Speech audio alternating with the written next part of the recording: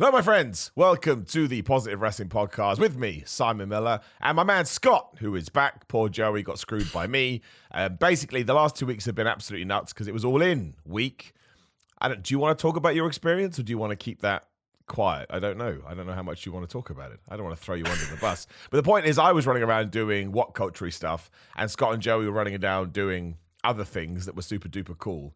But it just meant that trying to sync any time up to do a podcast was actually, well, definitely for me, probably more so for you, was next to impossible. But we're back, and that's cool because we actually have perfect things to talk about. We can talk about the fallout from All In, and we can talk about all the stuff at Bash at Berlin, or Bash in Berlin, whichever one it is, which works out very well because it means we have loads of stuff to talk about. But Scott, how you doing? I'm good, Simon. I just want to say this. This isn't your podcast anymore. I'm just doing my best John Moxley. It's not your company anymore. I didn't know how to fit it in, and that's how I've gone with it. But no, we'll talk a little bit anyway, for sure. I like that. What do you think that is, by the way? We may as well start there. Because when I saw it, I assumed it was the Hurt Business. That's what I thought. I thought it was going to be Bobby Lashley and MVP and Shelton Benjamin. But then when I went on the internet, everyone was like, oh no, it's definitely Shane McMahon. But that's why would you team Shane McMahon with John Moxley? And also, if John Moxley's meant to be a tough guy, no disrespect to Shane McMahon, like Shane McMahon. Shane McMahon's entertained me over the years. I don't see him as a tough guy. he's a daredevil, but he's not a tough guy. He's very much a daredevil. But whereas the Hurt Business, I know Bobby Lashley probably is, but I kind of feel like they could flub me up, right? Yeah. I wouldn't be scared about Shane McMahon, but the Hurt Business, I'd be like, oh my gosh, sure. Please. Because they're like big, beefy guys, right? Yeah. And they've got experience and stuff. I don't know. But I certainly didn't think of Shane McMahon when they were saying that. Yeah, no, I agree. Like the Hurt Business can definitely hurt some people for business. Because you got a Bellator fighter, jiu-jitsu black belt, and you've got an amateur wrestler from Kent State. So, I mean, as far as legitimizing something, that is as legit as it gets. Shane McMahon definitely jumps off things and definitely does this with his hands. And that's two things I definitely know. I don't know. If you didn't know about Shane McMahon having a meeting with Tony Khan, would anyone jump from John Moxley saying, this isn't your company anymore, to Tony Schiavone and go, Shane McMahon's debut? Shane McMahon's debut. It doesn't make any sense. True. But doesn't make any sense. So we're going to have Shane McMahon. We're going to have John Moxley, Marina Shafir, and Shane McMahon is the most straight. That's the faction that we've been all trying to get. And you know what they should be called? The Pure Fusion Collective. That's what they... I was going to say, as long as it has pure and fusion, I'll be very happy. Just don't call it a collective. Everyone's a collective now.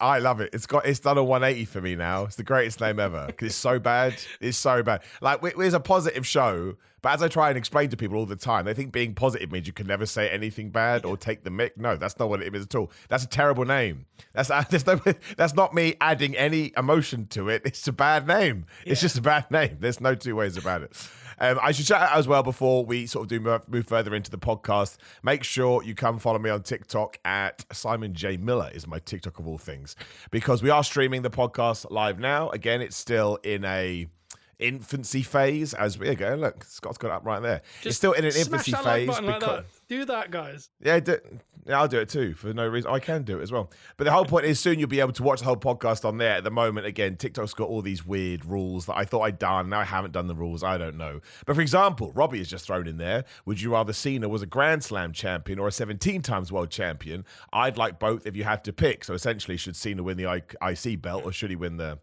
I think, listen, I love Ric Flair. Well, no, I love Ric Flair the performer. I find Ric Flair the person quite difficult these days. That's a different conversation for different days. But from a wrestling point of view, a lot of my old memories are surrounded by Ric Flair, but I still see him as a WCW guy. I just do. He's the NWA champion. Again, a lot of those belts were for the NWA/WCW. So that's why I would like Cena to do it, because he is the quintessential WWE guy. And because that is just the way that wrestling has ironed itself out, where you do have very specific, this is WWE, this is AEW, etc. I would rather it was just one big hodgepodge, but that's never going to happen. I actually would like Cena to have that record. I just think it's a nice historical bullet point. So I do think it's a good idea. And also I think, as overused as the term is, he does deserve it. Even if you want to say he's past his prime, he's too old, we should be giving it to younger guys, blah, blah. He can hold it for a day. It doesn't matter. I would absolutely make John Cena the 17-time world champion. 100%. Yeah, I'd agree. And again, I don't want to be the person who agrees every single time, but I definitely think we're at a point where we need to break that record. And I think he's the perfect guy. He is the Yeah, GOAT, true, isn't yeah. he? Do you know what I mean? Like, he's the longevity of the career, the things he's done elsewhere to kind of bring attention back to it. He really does kind of hit on different cultures, different ages, everything. And I think he is deserving, like you said. I think as AJ Styles said, he hates that I deserve it, child, or you deserve it, because you have to earn everything. And I think Cena's earned the right to be 17-time champ. I really do. And everyone's been a Grand Absolutely. Slam. I feel like this is something that's very... Yeah, exactly, right? It's a first. Yeah. It's a first. First ever 17-time champion. No, I agree with that. Okay, so, again, keep throwing questions in the TikTok of you if you are on there right now. But we will move on to Bash at Berlin towards the end of the show, but just because from a chronological order, let's start with All In. Scott had if we're going to play... Actually, no. You know what? I'm going to argue we both had very good All In experiences because... You worked the show. Yeah. I think we can say that. I'll allow you to take that in whatever direction you want. And because I'm a jammy so-and-so, I sat basically in the front row. My seat was worth $5,000. I didn't pay. I should have paid. I did not pay. Oh, wow. That's good. I'm a terrible person. But it just means we kind of had very unique experiences from the event itself. And now with a few days removed... it wasn't all like the greatest thing that I've ever seen or anything like that, but I do think there are elements of it. Will Ospreay and MJF, and especially Bryan Danielson and Swerve, it definitely is. And again, I'm looking at it from a very obviously biased perspective. Totally understand that given the experience I was able to have. But I think it's one of my favorite AEW pay-per-views. I think it's right up there with the Sting retirement, mostly because it made me feel things. Right? You know, even when Bryan Danielson came out to the final countdown, I was just like, it's wonderful. Let's not forget that they played that twice. I don't know how it works, whether it's per play or per night, but there's every chance that cost $500,000. It definitely costs $250,000, and whether or not you have to, I don't know how it works. I don't know about licensing and stuff, but no, I thought it was great. And as much as Bryan Danielson clearly fought this, I don't want to be world champion. Sometimes wrestling is very simple. Yeah.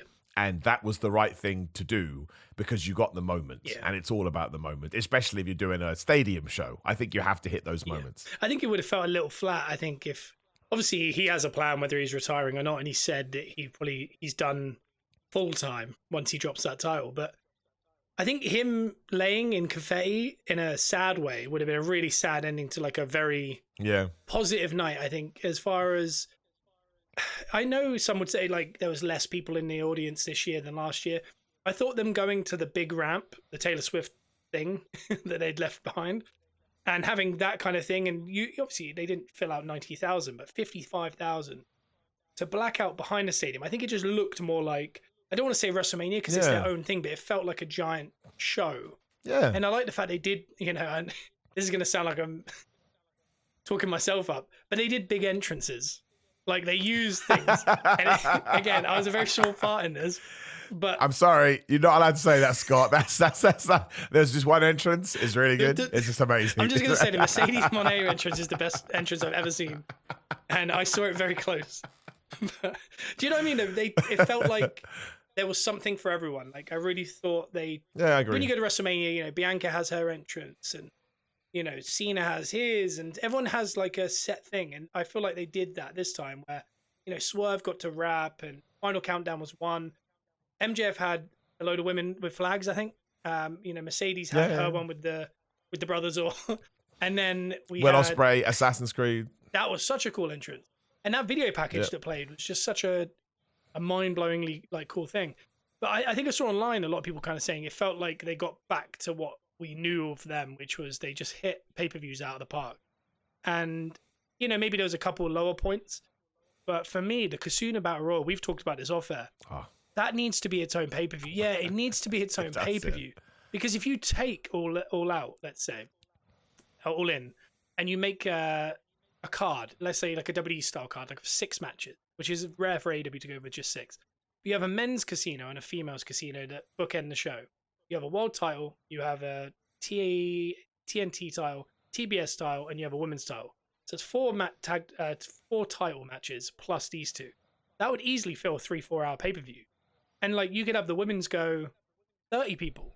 I know they've said like 21 is like the cutoff or something, but it can kind of decide. Yeah, but it's new. You can make your own rules. Because I saw that. I saw some people say, "Oh, the fun is though it could only go 5 minutes." Great, do one the last Yeah. 5 minutes. What difference does it make? Exactly. Like even if you are selling a pay-per-view on that concept, the whole genius of it is if you can come up with a good idea, it's about taking the risk, isn't it? We have this idea and we think creatively that is what we need to do to get to the next point. Then you take a risk, and if you do it, and if there's too much backlash, you don't do it again. Listen, I love the Royal Rumble. It's my favorite event in the world, and that will probably never be beaten because it has nostalgia there. But you know how long it's going to go, right? Yeah. The cool thing about this is you kind of have a Royal Rumble set up. Maybe it goes 25 minutes. Maybe it goes 5 minutes. And as you said, this is actually where you can abuse the concept of having a men's one and a women's one. Because if you want the men's one to go 2 minutes and someone just wins, don't worry about it. Because in about 2 hours, you're going to get the women's one as well. And you can get the surprises. So it has so many fail-safes to it. Because the other criticisms I saw was, oh, yeah, but I like it when people get announced, like who's going to be in it, like why should I buy this? Well, maybe one year you announce the men but not the women, the other one you do the women not the men. Again, you're just so many little things you can do, and the only thing that they risk at the moment is running it into the ground too soon. And that's that, because that happens with all matches, right? If we had a lumberjack match every week, if you had a cage match every week, it just becomes commonplace. And we have done 3 this year of the Casino Gauntlet, which I think is okay for now. We've introduced it, we've kind of tweaked it, we've workshopped it, to use a business term. But in 2025, again, I wouldn't do it all in because I'd like it to have its own space. Like, it's amazing at All In because you get the big reactions, but I think it's so good it probably deserves its own habitat, for lack of a better word. But no, I think it's great, and experiencing it. And let's not forget, you got the Nigel McGuinness pop, you got the Ricochet pop, and I like Christian winning. I know, calm down, TikTok, don't get mad at me. I like Christian winning because I didn't see it coming, and I have to figure it ties into a bigger plan. And also, Christian has had enough flack throughout his career. He got it in WWE, and everyone was like, oh man, we treat Christian so bad. So we do the big hey-ho for his debut in AEW, but it's disappointing. And now we're doing it again. Not on my watch, damn it. I'm going to support that man until he rolls off into the sunset. So no, yeah, I agree with you. I think it's awesome. Yeah, I really do like it. And I think the one thing with the Rumble, I think, is one of the most original, perfect things that wrestling has kind of created, is now they announce 23, 24, 25 people. And then when you get to like 27, we will go, oh, we know 3 more. It's only one, you know. Whereas with this, they announced the first 2. That's it. You know. And I love that because if you do have a pay-per-view around it, are people going to double show like Luchasaurus and Christian? Is it going to be brand new people? Is it going to be a way of debuting people? I don't know. It all makes sense, and you can book it a little bit nicer than a Battle Royal because it's a pinfall, and you can get rid of people. Like if 2 people are blood feuding, let's say Hangman and Swerve came out, they could go through the crowd and never reappear, and it kind of you're right. You know what I mean? Yeah, you can do true, a lot of stuff in there. Like you could have multiple cameras, like Stadium Stampede, where they've disappeared. I don't know. I think Money in the Bank was so good that on Mania they had to make it into a pay-per-view, and I think they might be already seeing that the Casino Gauntlet is maybe too good just to be on a show. It needs its own. Yeah, I agree. I think, but the rest of the show, I thought Mariah May, Toni Storm was brilliant. I thought, and I didn't see all of it obviously because I had to run around in a Beefeater costume a lot, so I missed a lot. Which I want to say on here as well is the most full circle thing to work with dogs at Wembley. When I work with dogs in my personal life. It's wonderful, man. So, you know, seeing that was just doing that was very, it felt full circle to an extent. But no, I miss parts of it. But the main event I went and watched out. And that was, I don't know. I know Mania this year, you'd say that the main event really hit a home run. But it was more because of that ending necessarily, like the build up and the ending, not necessarily the match. I've never seen a match that's been built up kind of okay, but there's big stakes.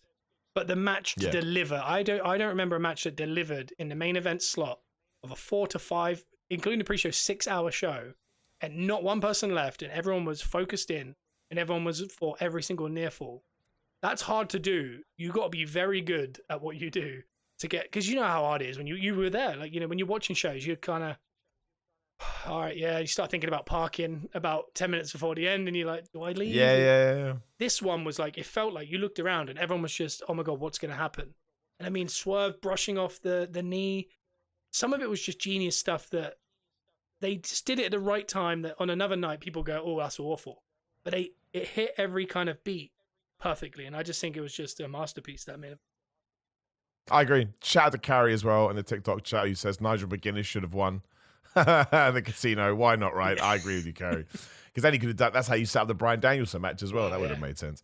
But no, I totally agree with that main event because near falls have become, especially in the quote unquote WrestleMania main event, there is a false narrative at the moment, or a false historical. People, I think, and I say this with all due respect, so I don't mean it in a bad way, but I was listening to a podcast the other day and they were like, oh yeah, that really got bad during the Undertaker and Shawn Michaels matches. I was like, no, I'm sorry. It was The Rock and Steve Austin. The Rock and Steve Austin is who brought that in. It's I'm going to kick out everything that you do 9 times. I'm not saying that Michaels and Taker didn't do it as well, but it's absolutely an Austin thing and a John Cena thing. John Cena was doing that. I think Brock very really early pushed his limit as well. Remember that Brock style match that he started bringing, which was like F5, absolutely, first move, second move F5, third move something else, back to the F5.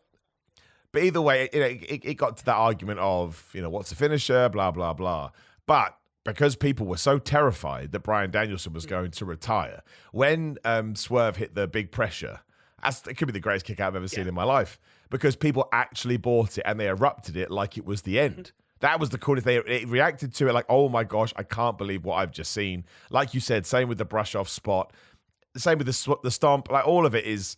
It was fun. It was a really, really amazing match. And I think it's one of those matches that any debate that you wanted to have about Bryan Danielson's place in wrestling history, I think has gone out the window. I think he has to be you can say that he's not, but you still have to have at least a 5-minute debate about how he could be the greatest wrestler ever. You have to be able to throw some things. You can't just, get it away. And I also think it reminded, or maybe even showed some people, that Swerve is a special, special talent, and he ain't going nowhere anywhere soon. I mean, he just signed that deal. Big one. Apparently one of the biggest deals in AEW history, which means he's probably on millions, $3, $4, $5 million, and more power to him. He's again, I'd choose the same phrase, a special talent, absolutely a special talent. So, that match was awesome, and the fact that you had MJF and Will Ospreay on the same show that also kind of maybe didn't reach that levels because the stake weren't as high, but in terms of seeing a stellar match was in that ballpark too. Like if you want to use stupid 5 stars, yeah, sure, absolutely. Couple of 5 stars. What did you think, only because it's a big talking point online, what did you think about Mercedes Moné versus Britt Baker? Because now the sort of smoke has settled, dust has settled, I should say. People are like, wasn't very good, it was disappointing, and even Mercedes in her Monet magazine came out and said, I should have done a lot differently. I should have trusted my instincts. Wasn't really what I hoped it would be. And I think it's always quite telling when a wrestler comes out and says that. Like, it's not just, I'm just going to say it, I'm 1 too. It's not just nerds being nerds. Like, maybe there is actually some substance in it. And for me, I like the match. I like the core of the match. The finish, well, I said it on ups and downs. It didn't work for me. It was too, like, Camille being sent away and then Mercedes just won. And you were like, I felt like it was a, excuse the pun, big money match.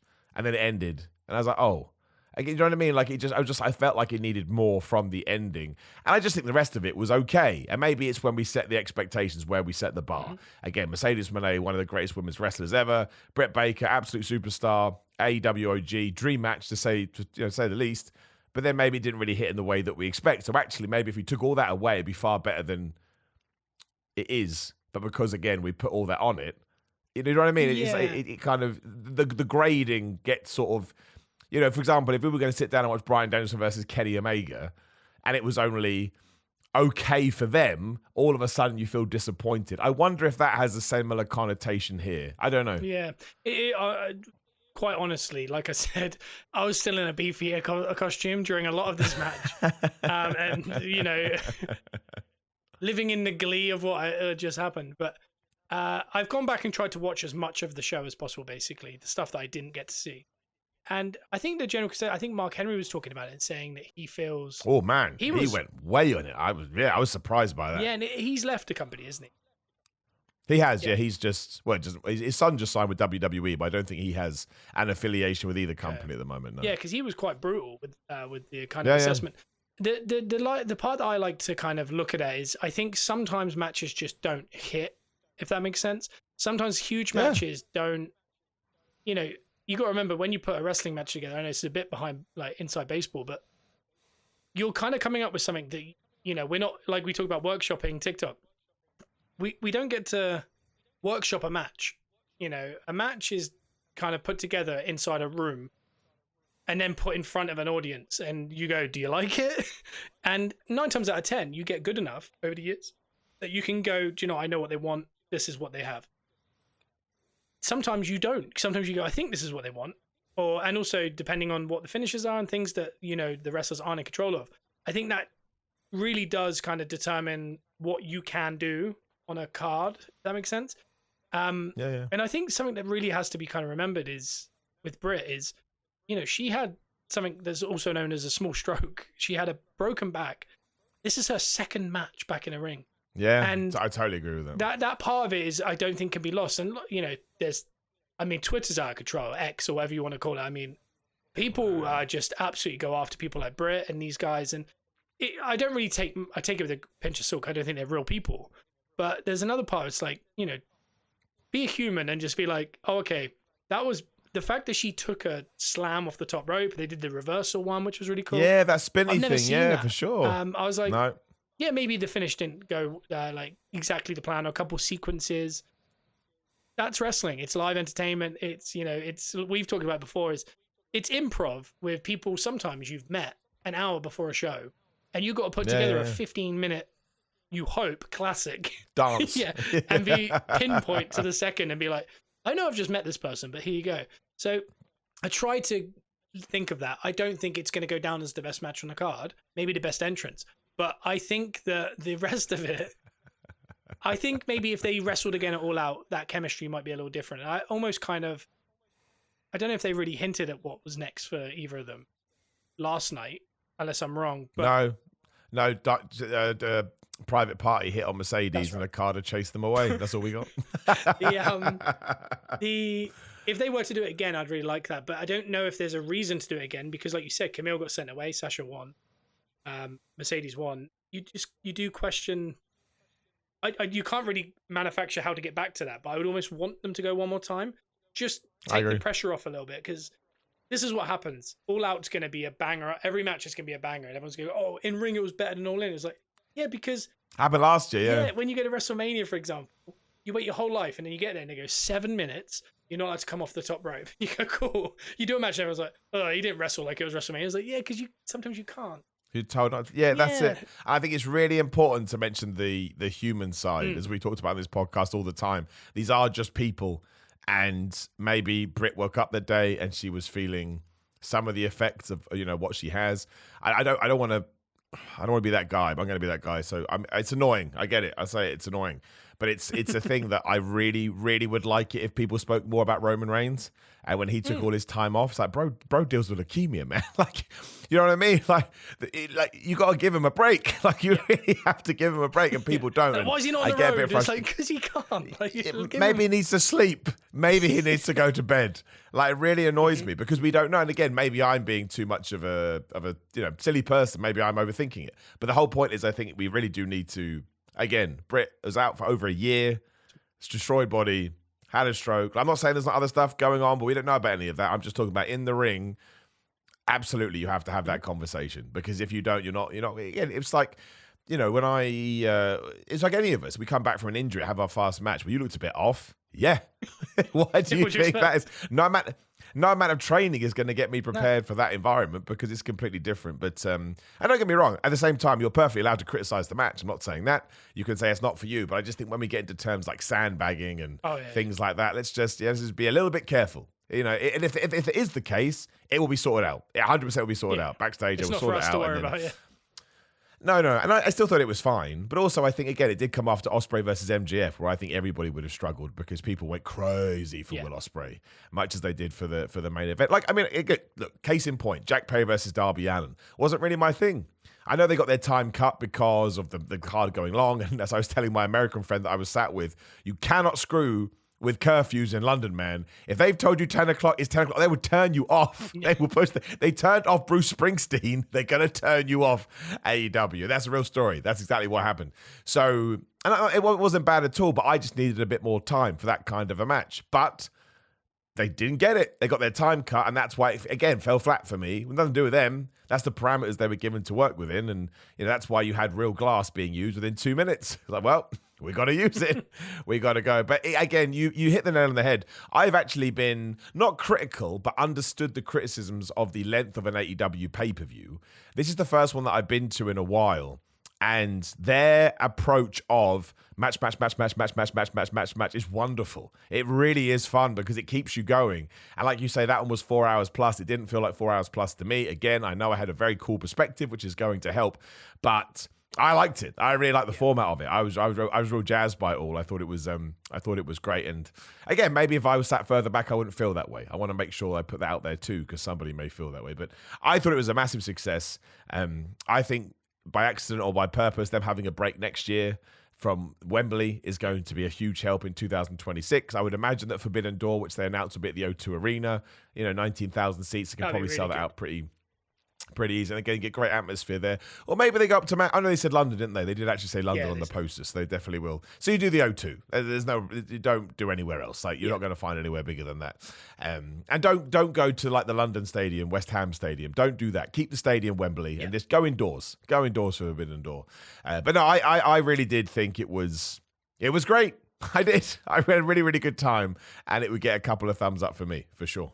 Yeah, I just thought so many pay-per-views nowadays, and I'm a big wrestling fan, and I'll watch like WrestleMania live in Philly, and it was freezing cold.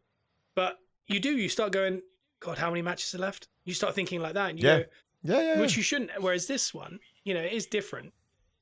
But you just think to yourself, how is this? It's, I don't know. I could have gone another 3 matches. I was that kind of like, this is fine. And I thought that during the pre-show, there were so many matches, so many guys. And it's my one issue I have with WrestleMania currently, is they're determined to not put anything on the pre-show. And I do understand the logistics of why is that they want you to watch it, but not feel like you have to watch it. It's just something to put in the background, like NFL Game Day. Whereas if you put a match, you kind of go, oh, I got to watch this whole 3-hour pre-show to wait for where this match pops up. Whereas I like the way AEW just went, is like 7 matches. And people are going to keep coming out, and you're going to keep going, oh, wow, that's cool. And it even gave you like Jamie Hayter's return, which was really cool. Oh, man, people had such a problem with that. I loved it. Because there was no reason for her to be on that show. Yeah. And they only did it so she could get a massive pop. Wonderful. Yeah. I was a big fan of that. I thought that was great. Exactly. I don't fully kind of get the hate on that particularly, but I saw some people saying they didn't want it to be on the pre-show, should be on the main show, and it could be a nice little segment. But like we said, there was no time on the main show. There was no time. It's match. There was no TV formatting on that pay-per-view, and that's what AEW does. So I would much rather. Also, more people would have seen it. It's on the pre-show. It's free on YouTube, so you can, and also I felt that pop huge. So I don't think it's a problem. I just restarted my TikTok to try and abuse this requirements. I went over 30 minutes, so I thought, all right, well, I just start it again. Then hopefully we won't have this problem before. But no, huge thumbs up for me for All In. Really, I actually preferred this year. I mean, I didn't really watch last year's because, again, I got to work backstage. But just in terms of shows that I've watched, I really had a fun time. I did. Even the matches that were kind of just there, like Chris Jericho versus Hook, it was fine. I just enjoyed it. Big Bill running around, Brian Keith running around, Sting came back at the end. I loved it. It was a great show. So good. And I got to see Taz put in the Taz mission to Brian Keith literally in front of my face. That was awesome. That's what I thought was cool. Is it was a little closer to Mania with things like that. Like they were like, let's give people a moment like Taz or a moment like Sting. And sometimes it doesn't have to make sense. They both did make sense, but it was kind of like they're little like kind of appetizers away from the meals. And Mania does that. They'll give you Pee Wee Herman coming out and getting body slammed or something, and you just go, oh, I didn't expect to see that, and you're happy with it, but. Do you know why they chose Pee Wee Herman that year? No. Because that was the only reference for that sort of entertainer that Vince McMahon had, and they were saying, "Oh, we should get this guy who was more, modern." I'd never heard of that guy. Okay, let's get Pee Wee Herman. Pee Wee Herman died, didn't he? He did. I was just thinking that. Yeah, he did. Oh, jeez, there we go. Right, we'll move on to other pay-per-views happening this Saturday night. It must be a WWE afternoon for us. Very nice. Is it Bash in Berlin or Bash in Berlin, right? Not Bash at Berlin, Bash in Berlin. I've got a 50-50 chance here because I really don't know. I know. Come on, it is. Yeah, me too. So once again, WWE doing their 5-match card. I don't think anything is going to be added to SmackDown just because a report came out this week saying that WWE is very happy with their 5-match cards. I don't mind it. I think probably watching it there live again, maybe it would be a bit laborious at times because you get lots of videos, but whatever. It is what it is. You could argue that WWE feels more like Disney on Ice these days. I'm sure Disney on Ice is like that. But I think the 5 matches we do have are very interesting. We have the Unholy Alliance. Shout out to Joey for reasons we're not going to get into. taking on Jade Cargill and Bianca Belair. Now, oh man, have you got his predictions up? Can I close my phone without? Can I close my phone? You close your phone. Right. Okay. Then we'll leave that up. No. Hello, everyone joining by TikTok. By the way, you can't hear Scott at the moment because we're just breaking TikTok. Don't worry about it. But you can ask me questions on here. Should you so wish? I'll have Joe in here. I've got him. Well, yeah, I've got him. Because Joey went. Joey, he went for the Unholy Alliance, right?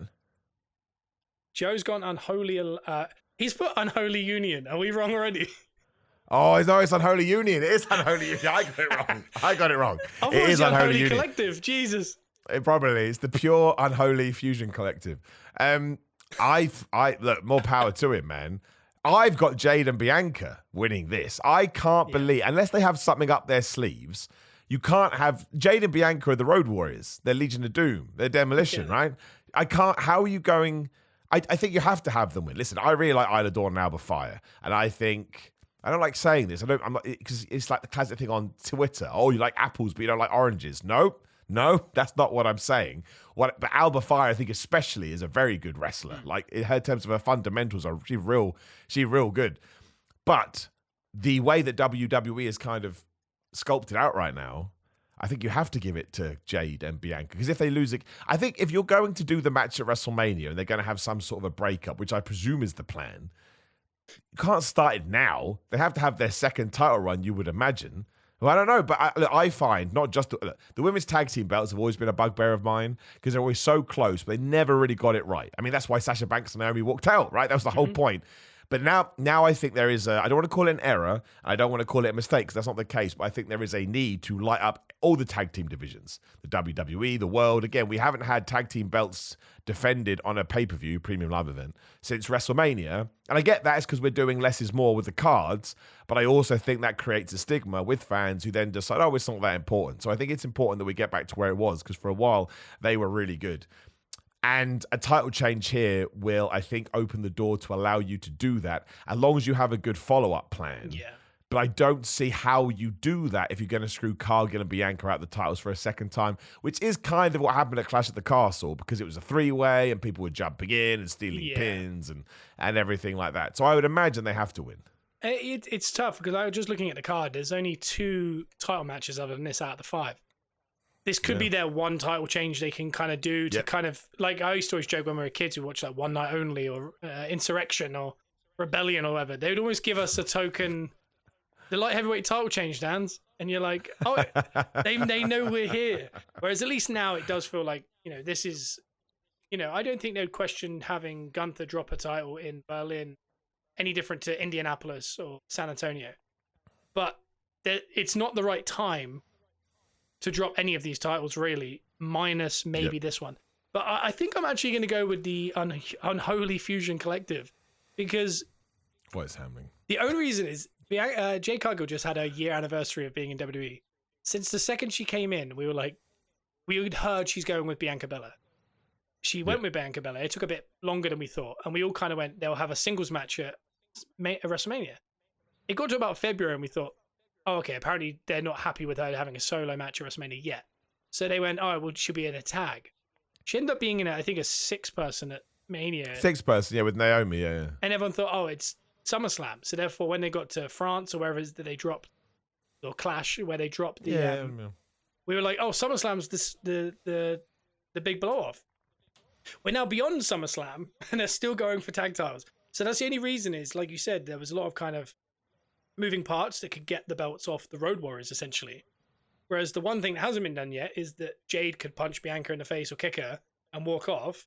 The Unholy Retribution deal, they win, and then the big moment is Bianca like holding her jaw, looking at Jade, and we're off to the races. And they could do a thing where Jade is kind of like, I've got a restraining order, you can't touch me, and it goes on. I don't think you can go 8-9 months to WrestleMania, or whatever it is, 7... Probably 6 months, is it? So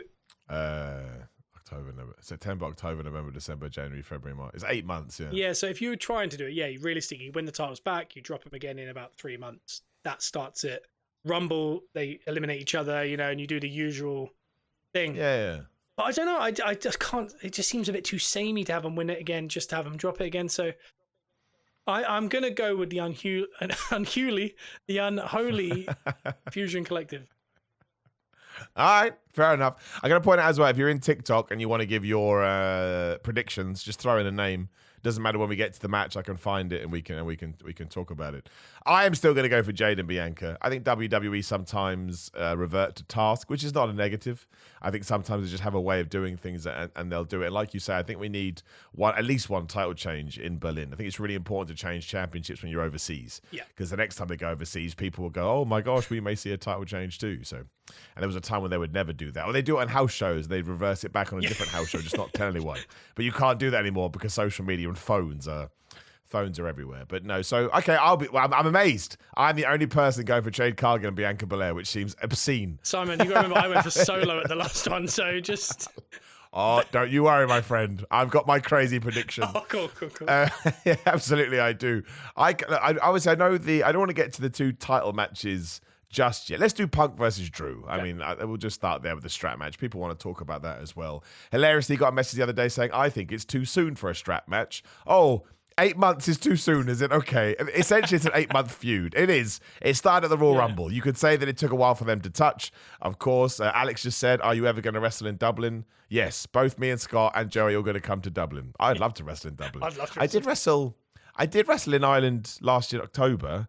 I'm so tired that I can't remember where I went. That's when I hadn't slept for 2 weeks, and the last part of my 2-week jaunt was going to Ireland. Oh, really? And it's a complete blur. I remember none of it. That's when you know you needed to get some sleep. I don't know if this is not my crazy prediction, but I think it may be taken as a crazy prediction. I've got Drew winning it, which obviously would put him 2-0 up. And the reason for that, and I need to be corrected here because it may change my prediction, it's a strap match as in touch all 4 turnbuckle pads, right? That's how you win? Yeah. That's what I'm assuming, yeah. I'm looking it up because I take this prediction game seriously, man. But my point is this. If it is that, as I try and type and completely screw it up, if it is that, then you can have Drew win and CM Punk doesn't really lose. Then CM Punk can sort of, go totally crazy almost, for lack of a better term. Because I think if because like the first one, there was shenanigans with the bracelet. The second one, there will be shenanigans because it's a shenanigan match. If you get to the third one, it's in a steel cage, it's in a Hell in a Cell, and Punk wins that one, Punk will feel like he won the feud because that's how wrestling works. But Drew can be like, excuse me, I'm 2-1 up over you. So I actually think that's a really smart way to balance it out. At least that's what it feels like to me. So as I look this up, I'm going for Drew McIntyre. That may change. That may change in about a minute. But what have you got? Other than that tag title match, I do really feel like this is quite a predictable card. And I would have thought most people would see it, including Jade and Bianca winning. Actually, the whole card is predictable. But I do feel happy with the Fusion winning earlier. But I think I can almost see the finish is that Drew has him beat. He starts like winding him up about the bracelet. Because you got to remember, the strap match makes so much sense because they love each other's wrists. This is what the whole story's been about, is wrists. And Drew's got him beat. He's whipping him. He touches a pad, touches a pad. Or on the third pad, he goes into the tights. He pulls the bracelet out, puts it on his hand, slaps the third turnbuckle. And as he hits it, he turns around, CM Punk knee in the corner. Punk stares at the hand, pulls it off, puts it on finally, hits a GTS, and then touches all 4. It just feels like the camera angles of that hand hitting and the bracelet being on, it feels like it's been shoehorned this way simply for the visual of the braceleted hand touching a pad. And I don't know why, just that's what's in my head. But if he looks at his hand, does he not then need to do a spinneroonie? Is that not the wrestling Well, that's rules? how I would see it, yeah. But I don't know about big CM Punk, but I definitely would. But could you not flip that and say it's almost to continue the feud, Drew doing it with the bracelet on would then sort of light a fire under CM Punk, maybe? Yeah. Yeah, because also you could have the Punk's about to win, he pulls the bracelet out, and that's what stops it. But I mean, how many times can this bracelet cost that guy a match? And also, he lost the Rumble. He came back at SummerSlam. He's lost that. I feel like he has to get a win eventually.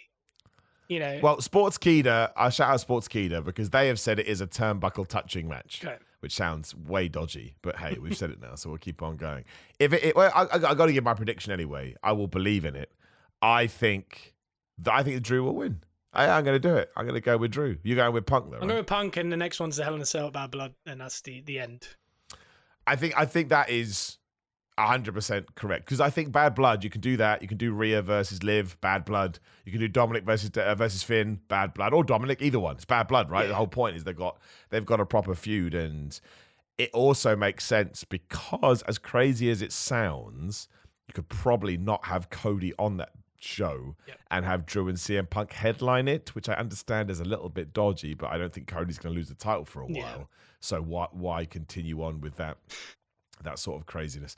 Okay, what did Joey go for? I can't remember Joe went for now. CM Punk. Right, so wow, it's literally we've all gone completely different directions so far. Wasn't right. One of us is gonna clear up. Probably not me. So we just talked about the Judgment Day. Dominic Mysterio and Liv Morgan taking on Rhea Ripley and Damian Priest. I'm very excited about this because WWE does not do intergender matches a lot. I remember when they did the Becky Lynch and Seth Rollins and Lacey Evans and Baron Corbin one. That Baron Corbin End of Days clips on Becky Lynch still gets played everywhere. People went nuts over that.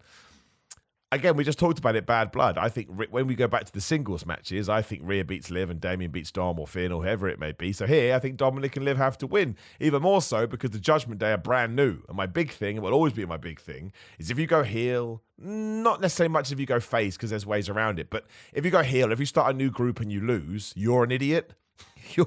I always go back to Shinsuke Nakamura at WrestleMania. Oh, I'm going to go heel AJ Styles and kick you in the balls. Jump forward 6 months. How did that help you? No, I didn't. I didn't win a title. I didn't win any matches, and I'm not featured on TV. Well, you stupid. You changed your morals, and you weren't able to be a success. And I hate that. I think it's bad booking. I really, really do think it's awful. Which is why it's great that Liv Morgan's gone awful, and now she's been a champion for 6 months, 8 months, whatever it is. That's great. That's really, really, really cool. So I think they have to win in a mixed tag, especially because the Judgment Day can get involved. We've established it very much that the Terror Twins are, on their own, whereas the Judgment Day have 5-6 people, whatever it is.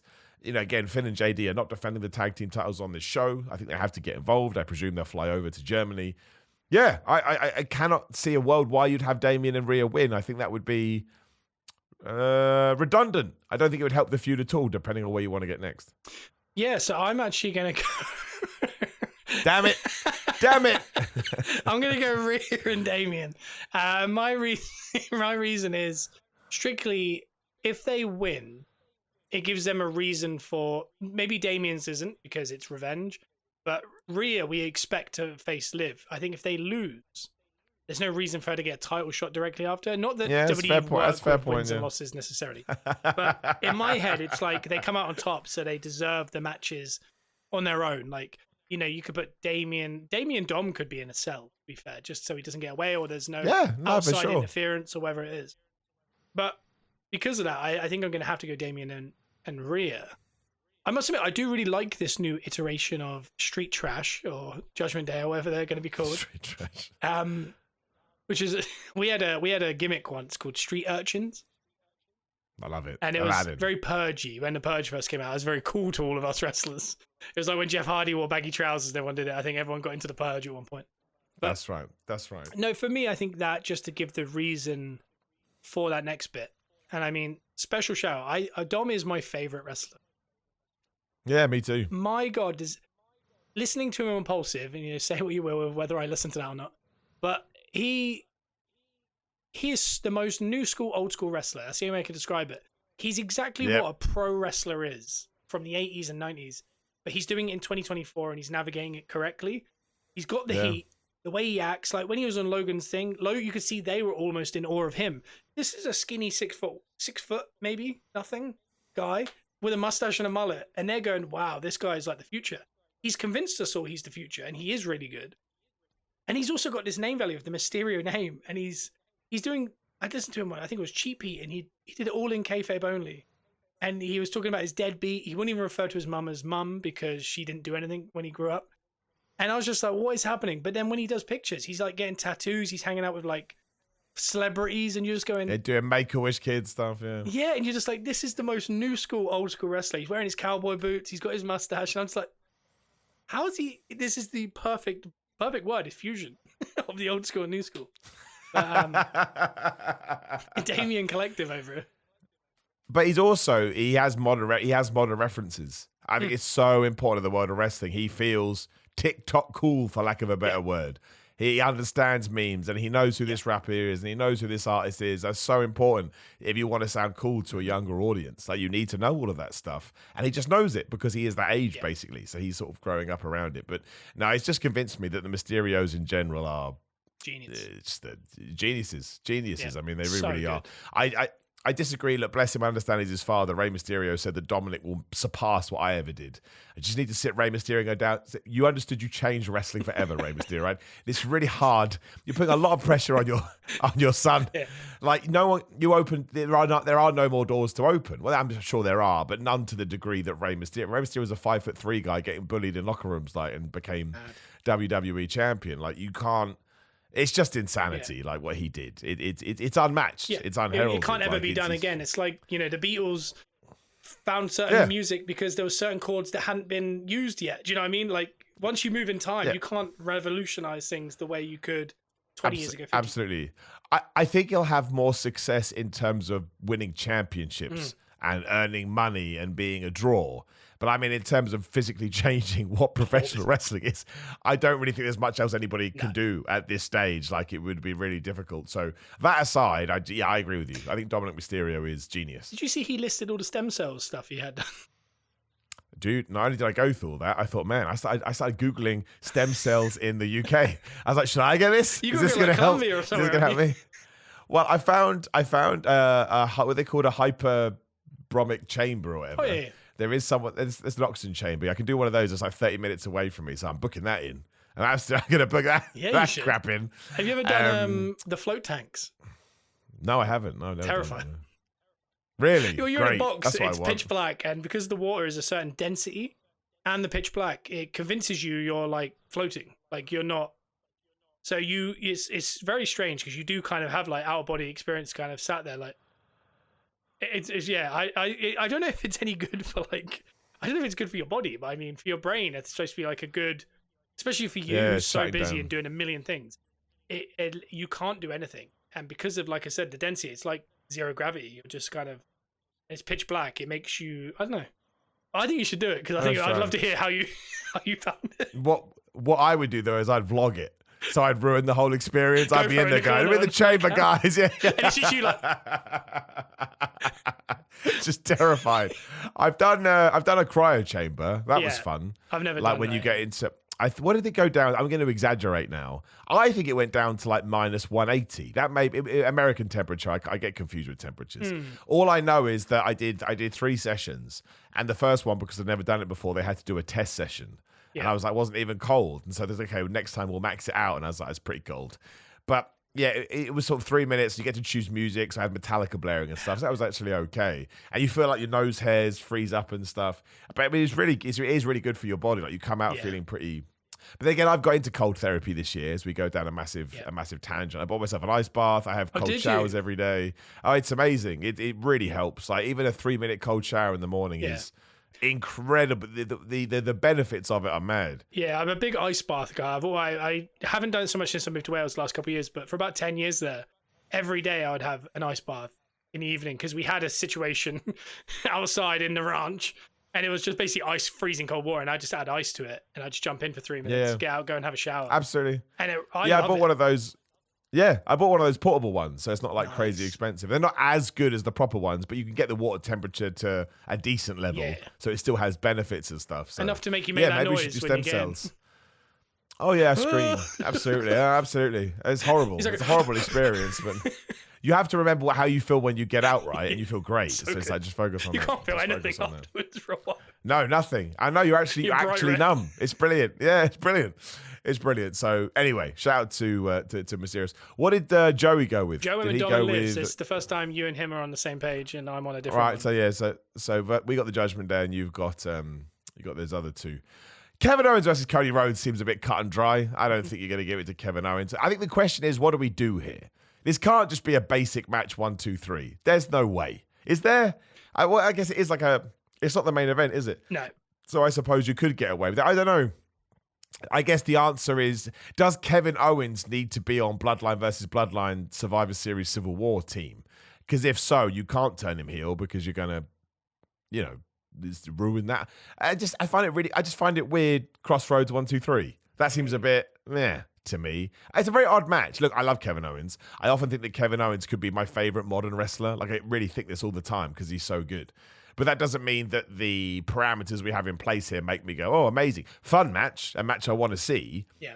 But again, what we talked about earlier, I think it actually could be a bit formulaic. We're done, we move on, and we're like, that's okay. That's fine. Yeah. It's tough. I've got a terrible feeling that somehow this ends up in a 6-man tag on the pay-per-view. That kind of Teddy Long. Yeah, it's 10 minutes in and you're going, it's heating up, and all of a sudden here comes the Bloodline. I was like, this sucks. And then they go, but we're going to make it a tag match for the tag titles now. And then it becomes that, and then, Jacob Fatu pin or my boy with the I only wore these for this one reason. The eye patch. Hell yeah. Tangaloa. Shout out to Tangaloa. Tangaloa, my man. I love him. I think he's brilliant. Tangaloa pins awesome. Kevin Owens in the tag match. But I've just got that WrestleMania. It does feel eerily like that because, like you said, you can't hit Crossroads 1, 2. There is, you could have all the Bloodline come out. It's a schmoz, and then somehow Cody ends up on top, and it extends to Kevin Owens. I get you won and it was chaos, but it felt a little bit predetermined that that was going to end up with you on top, or, it's just a slow build towards a Kevin Owens heel turn. Or it is a really good match. Cody wins and then Kevin turns afterwards. But like you said, I think we're looking at war games and Kevin Owens being involved. We've got a lot of heels on SmackDown. I don't think we need more heels right now. I'd love him to just have a solo match, shake hands, and that ends and everyone goes, oh, I quite like that. I think the Bloodline, you're probably right. You can't not have because the Bloodline are in Germany, because I've seen them having house show matches. Yeah. So they have to be involved in a pay-per-view. But you're right. What if it does end in like a disqualification? That'd be lame. That just would be really, really lame. Well, that's what I'm thinking as well, because they do I think they've announced it for Saudi, but they do it with all the Clash now. SmackDown is always in the same country, in the same building. So they've kind of tried to make it like, WrestleMania-sized SmackDown before WrestleMania, but it's in front of 9,000 as opposed to like 85,000. But at least with these, it's the same venue. So they usually put like the tag titles on the Friday Night SmackDown as a main event or something like that. And I think they're doing an LA Knight Open Challenge, which they are. That's right. Yeah, who the hell is that going to be? It's got to be. I don't know what his name is. Ilya Kaiser or Ilya or someone like that. Ilya would be really fun. But that what reminds me of what I was going to go with was when you look at this card, the Bianca v Fusion Collective match feels very out of place on this card, because that is, talk about talent trying to get on a card. It's so hard to get on this card, but those guys have made it, which makes me feel like there's a reason that they want that on the pay-per-view. And it could simply be that they want more women on the show. But it seems odd they're not doing like Nia Jax and Bayley with Tiffany, or like a 3-way. Well, I don't want to stir the pot here. Cue me stirring the pot. TikTok, make sure you follow us. Bayley did a tweet yesterday, and look, I may have read this wrong. Very easy to misread things without emotion in the voice. The kind of read like, I'm underappreciated, I'm not recognized, I need more. So, and look, people had to go at me. Why was she not on SmackDown? She wasn't beaten up by anybody. She wasn't taken out by anybody. Why was Meechin in that position with the kendo stick? That should have been back. I think we talked about this last 2 weeks ago. I didn't understand it. I find that really... I'm happy for Meechin to get her opportunity. She works hard and she's really good. But in terms of just looking at it from a logical standpoint, where'd she go? Yeah. I don't get it. Very weird. Very, very weird. Yeah, that's what I mean. When you look at it, that match just seems very... I know Bianca and Jade are huge stars and there is a title match. But it just feels... That screams the main event of SmackDown, and Nia Jax is in a match. So it just makes me feel like that, what I said earlier, I feel better about it, that there could be a turn or something. But getting back to the Cody thing, it does... I just worry it is just, when you start a Raw and it's a big match and the main event changes to a tag match. It feels very much like that. I can't imagine them doing it on a pay-per-view, but I just worry that is where we're going. If they do it, there's going to be a backlash to that because people will go, "Is Vince McMahon booking again?" You'll get all that nonsense and stuff. Joe, I'll go with Cody either way. Yeah, Joe's gone Cody. I've gone Cody. Yeah. It's not the right time. If it was a different opponent, I don't mind it. If this was the Randy match with Cody, I wouldn't mind Cody dropping it to Randy for a couple months and then getting it back before kind of Mania season. But I don't see why Kevin Owens would win the title now. I don't think he's an amazing talent. I just don't think he's in that right moment to disrupt that kind of upper echelon. Yeah. So for me, it's Cody. There's not much to really talk about, is there, really? No, it's a shame, really. So I kind of understand some of the criticisms that people have about Cody Rhodes' title run, but I also think that's forgetting how awesome Cody Rhodes is. And one of the reasons you can do this is because he's so over. Yeah. And when you're that over, you can basically do whatever you want. That's just the truth. That's the truth of wrestling. You can do whatever you want. Remember, any predictions in the TikTok live, drop me in there and I'll shout them out too. When we get to main event, Randy Orton versus Gunther, World Heavyweight Championship. Now, everyone says it's cut and dry. There's no way Gunther could lose. I disagree. I'm not saying this is going to happen, but I am saying that if you want it, it's only because it's Randy Orton. Randy Orton, you can argue, is the biggest star in the company in terms of legacy and how people see him, right? Everybody puts him on a pedestal. They do. Roman is just entering the echelon now, right? And Cody will get there in a couple of years. John Cena now has it, right? You go on this weird sort of flight of fancy. If Randy Orton beats Gunther and holds that title until, let's say, Bad Blood, then loses it back again, it doesn't affect anything. It doesn't change anything. Randy Orton is a champion, not a problem. People will be a bit mad about Gunther, but then he's won it back. It's Gunther, man. Give him the microphone, let him talk about how shameful this is, and I've let my people down, and blah, blah, blah, all that kind of stuff. And I think the best reason to doing that is the message that belts can change hands whenever. Because we've now got, I understand why we've done this, because we had to go the other way, given what we used to do in the old era. But it would remind people that a world champion doesn't have to hold the belt for 1,316 days. Doesn't have to be 6 months. Doesn't have to be a year. I think that's why it was great that Bron Breakker beat Sami Zayn, relatively short IC run. But given that I need LA Knight to hold it for a long while to reestablish the US belt and to help him. We know that Cody's probably not losing it till next year. All of a sudden you start thinking, well, maybe, I'm not saying Gunther is a sacrificial lamb, but as long as you have the plans for Gunther to win it back within 2 months, I don't think Randy Orton winning it is the worst idea in the world because it's Randy Orton. It's Randy Orton. Randy Orton could kick him in the balls, RKO 1, 2, 3, and people would laugh.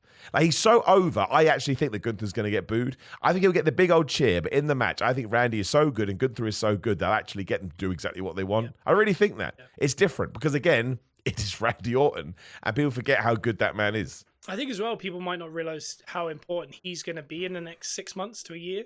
Yeah. He's just signed a new deal. We know the Cody match is coming. The Cody match, by the way, I think is good enough to be on Mania. So there's no way that there isn't an opportunity that they could pivot completely to that for a 3-month program and get Cody away from the Bloodline because they've done it so much. Because you remember, the Bloodline story isn't Cody versus the Bloodline. The Bloodline story is the Bloodline. So he does have The Rock to worry about, though. Yeah, true. But Randy, I think, is going to be such a big part that maybe he does need this because otherwise he has to lose this, which is 2 against Gunther, then walk back to SmackDown. Yeah. And then be like, get into another title picture.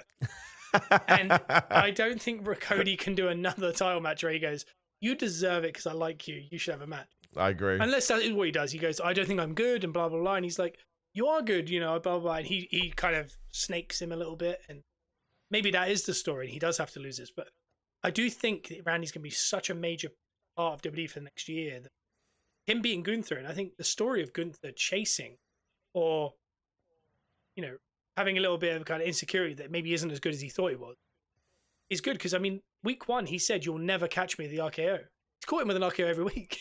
I thought that was going to be the whole point of the match was he'd finally hit it and then he'd kick out. Yeah. But instead, he said, you will never catch me because I'm too good. And every week he catches him with it. So I don't know if maybe the story for Gunther, we've seen him hold a title for a year and a half or whatever it is. Yeah, right. It'd be really cool if he did lose it and he's very insecure and like, no, I'm the ring general. No, you're not. You lost. And then he has to go on a warpath to get back to the top. So that's probably a more intriguing story to me than just Gunther going, I'm a ring general and holding the belt. Yeah, the only counterpoint to that is if Randy Orton does lose and goes back to SmackDown, you can start planning heel turns. Yeah. Because I couldn't win that one. Damn you, Cody. etc., etc. It has to be you now. And that's the only reason I'm going for Gunther. Yeah. Because I think that's what they're going to do. I think this will start Randy Orton's descent into madness, hearing voices in his head, being the Viper, which probably is going to go on for a while. I'm talking, I think it's not going to happen till after WrestleMania. Oh my God. And, I just don't, I think The Rock comes back in January. Yeah. I don't think you want to rush, I don't want to rush the Randy Orton Cody thing in 4 months. That sucks. I don't Such want a to good do story, that. isn't it? Yeah, it's so much so. Well, unless they're going to do it, I don't know. Maybe they feel like they can. But the only reason, and again, I'm not actually 100%. I thought I would be. But I think there is, if Randy Orton's going back to SmackDown, him losing actually gives him more to do on SmackDown than just. But then again, you could do that as well with him winning it and then losing it. It works both ways.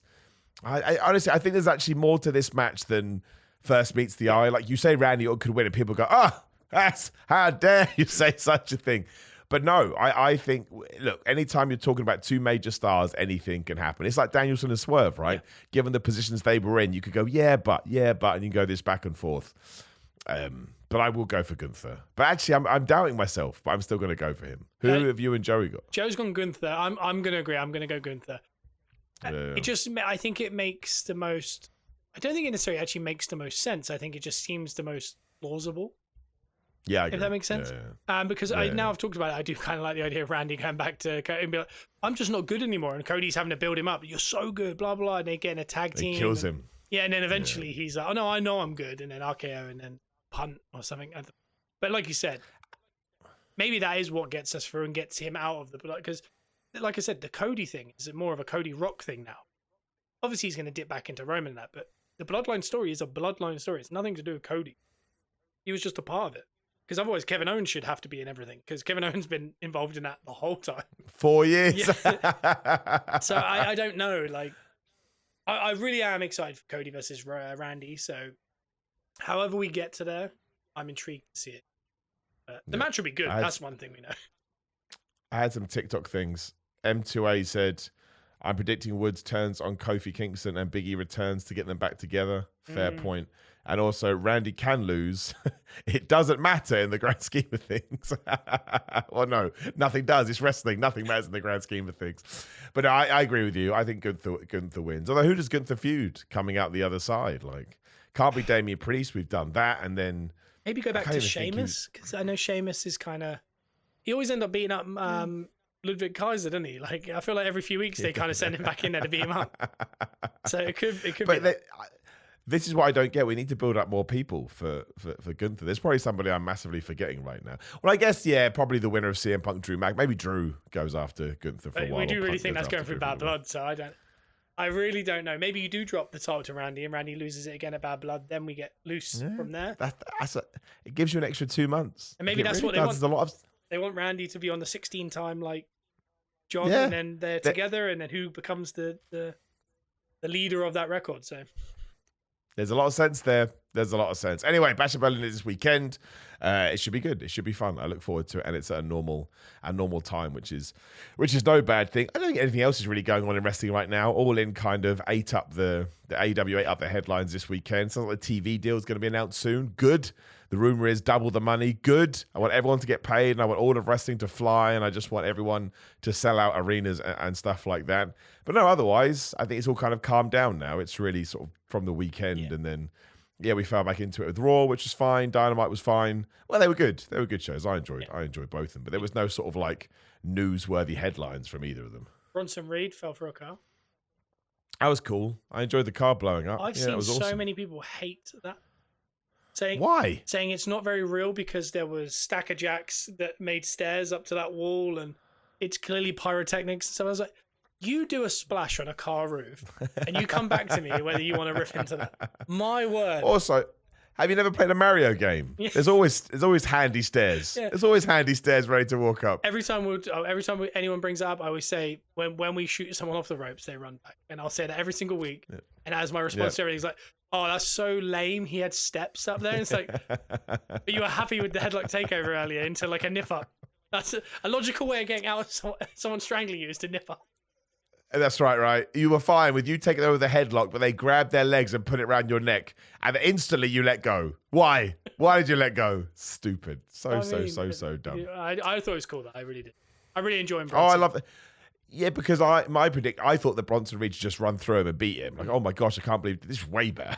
This is way better than my crappy idea. He killed him on a car. Was it you? Like, that's just cool. Was it you on Twitter that either retweeted or responded or maybe said it? They should have a storyline that is just like the chicken versus Peter Griffin on Family Guy. No, it wasn't me, but that's 100% what they should do. Yeah, and that's every week brilliant. it gets worse and worse and more ridiculous. And they're like, we've got a live feed from 2 states over, and they're just like at a Grand Canyon and they're just falling off it or something. Like, it should just keep getting bigger and bigger. They're in space one week.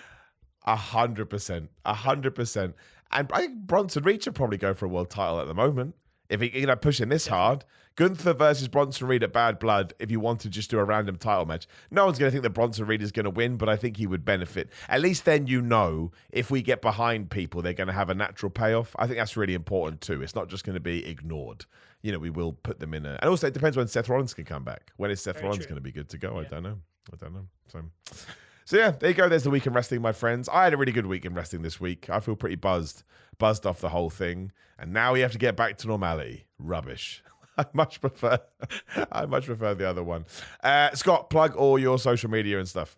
We are TBA Wrestling on all forms of social media, and we have a SeatGeek code, TBA Wrestling. I always like putting that in because that's right. They're very generous, that SeatGeek, and I really like that. The other thing I was going to say, I can't remember what it was. It's never good, is it, when you just forget at the end of it? Promotional stuff. I don't even know if it was promotional. It was saying, I think I wanted to put you over. Watch Mercedes Moné entrance. Put me over. I haven't done anything. What did I do? I was in Mercedes Moné. Yeah, watch that. Everyone go watch Mercedes Moné entrance. Watch that game. Play Where's Wally. Yeah, plays Where's Wally. Who can you see? Have a close look at everyone. The Corgi showed us up anyway. But no, we're TBA Wrestling on all forms of socials. I've completely forgotten what else I was going to say. And listen to Gunners Rush podcast because Simon will be on there eventually. I will be on there eventually again. I just need to sort life out, really. Although life is only crazy at the moment because, that all-in weekend just was so much driving. Now I'm trying to catch up on 2 weeks of work. Sorry, employers. I am behind. You're right. I haven't done videos from last week. It's true. And I just sat here doing a podcast for an hour. Sorry. Take way too much work on. Otherwise, look, mainly, before you do anything, find me on TikTok, Simon J. Miller, because I am looking at all the requirements now, and we are free. And we are good to go. That's what I said last time. But this time, I have 2 ticks because some random new box tonight. So what we're going to do is Scott will be in the TikTok as well. We can make it full interaction. I also now have access to Twitter Studio, so I'll work that out, which means we'll be able to stream on a computer. So it will be like a real live podcast.